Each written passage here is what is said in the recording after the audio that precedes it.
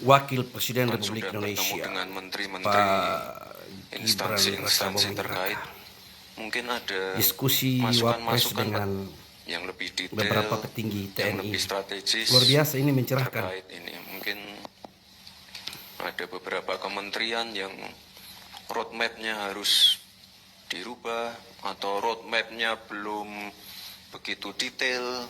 Coba seperti apa? Ini hari ini kita diskusi aja. Monggo, silahkan.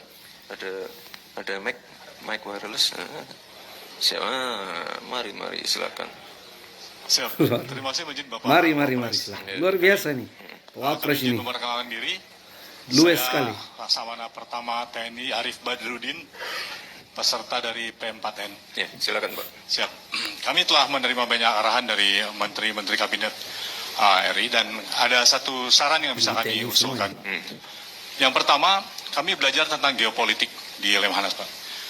Kami berharap agar kepemimpinan geopolitik Indonesia ini bisa kembali memimpin di dunia yang sekarang ini sedang terpolarisasi dengan memanfaatkan Danantara yang saat ini sudah dibentuk oleh Presiden RI dan nantinya akan menyediakan anggaran yang cukup besar di mana 20%-nya rencana dari Kepala Danantara akan diinvestasikan di luar negeri. Nah, untuk itu kami menyarankan agar investasinya ini di negara-negara non-blok dalam bentuk teknologi AI. Kebetulan kami S3-nya tentang model pelatihan AI, Pak. Siap. Sehingga kita bisa menyiapkan para generasi muda kita yang merupakan bon demografi Indonesia, dilatih tentang AI, dilatih tentang fintech. Kemudian mereka membuka industri-industri startup di negara-negara non-blok tersebut dengan memanfaatkan QRIS kita. Siap. Kami telah melakukan, untuk taskap kami adalah model pelatihan artificial intelligence yang telah kami terapkan di beberapa instansi, terutama di Angkatan Laut, Pak. Dan hasilnya cukup menggembirakan, ada yang menjadi juara nasional, bahkan ada yang menjadi juara dunia di Singapura. Harapan kami, kepemimpinan geopolitik Indonesia ini bisa kembali diraih. Zaman dulu Presiden Soekarno tidak pakai uang bisa menjadi pemimpin non-blok. Kita sekarang memiliki Bapak Presiden dan Bapak Wakil Presiden, memiliki Danantara. Saya yakin kita akan kembali menjadi pemimpin non-blok. Demikian, terima kasih. Baik, sudah bertemu langsung dengan CEO Danantara, Bapak-Bapak semua? Belum? Belum. Kapan Pak dijadwalkan ya? Dalam bulan-bulan ini, bulan depan ya mungkin. Oke. Nanti bisa disampaikan langsung ke CEO Danantara terkait itu tadi ya Pak ya. Yang jelas ini apa? Jawaban yang paling tepat. Silakan duduk. Terkait geopolitik. Ini memang ya tantangannya saat ini adalah geopolitik yang nggak menentu, climate change, lalu perang dagang, perang tarif.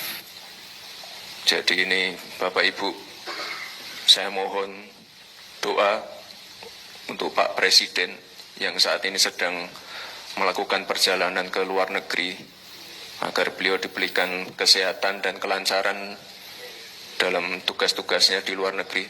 Karena penting sekali ini, beliau menghadiri BRICS, lalu ini kalau nggak salah sedang di Brussels ya. Penting sekali. Dan yang namanya hilirisasi itu penting sekali. Kita tidak boleh lagi mengirim barang mentah. Kita harus mengejar nilai tambah dari kegiatan-kegiatan downstreaming ini. Kalau enggak, ya kita selamanya akan diremehkan negara-negara lain. Nah, ini kebetulan ada teman-teman dari negara lain juga. Kita benar-benar fokus di situ. Fokus di AI, fokus di hilirisasi, fokus di pengembangan SDM.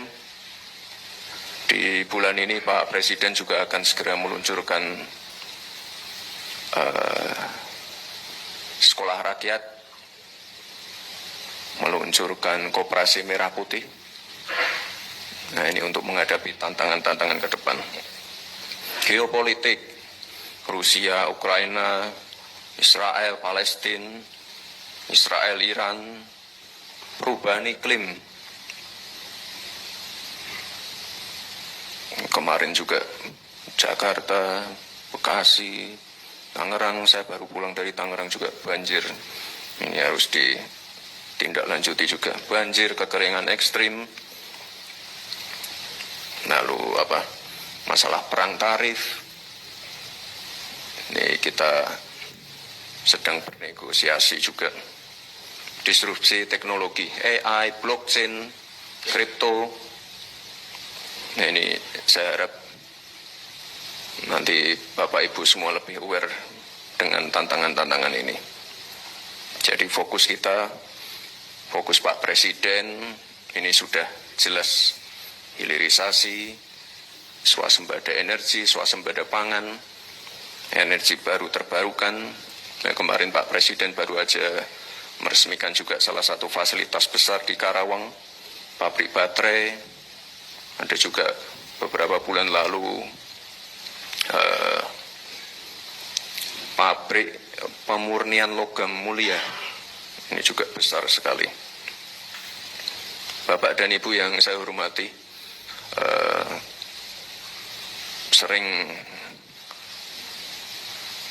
sering saya paparkan pada waktu saya masih wali kota, kampanye, debat pilpres tentang pentingnya bonus demografi. Jadi kesempatan seperti ini tuh hanya datang sekali. Jadi kita harus benar-benar hati-hati menyiapkan SDM terbaik. Itulah tadi kenapa Pak Presiden menyiapkan sekolah rakyat. Selain sekolah rakyat, ada juga sekolah Garuda, sekolah unggulan. Ini beliau benar-benar menyiapkan SDM kita. Kalau di negara-negara lain ada krisis populasi, ada fenomena aging population, seperti Jepang, Korsel, ya kita harus bersyukur. Ini kita sedang mendapatkan bonus demografi. Jadi kita mengubah future challenge menjadi future opportunity. Tapi kita harus hati-hati sekali. Swasembada energi. Bapak Presiden di setiap kesempatan, di ratas, di sidang kabinet, beliau selalu menyampaikan kemandirian pangan dan energi itu penting, di mana ini adalah masalah kedaulatan kita sebagai bangsa.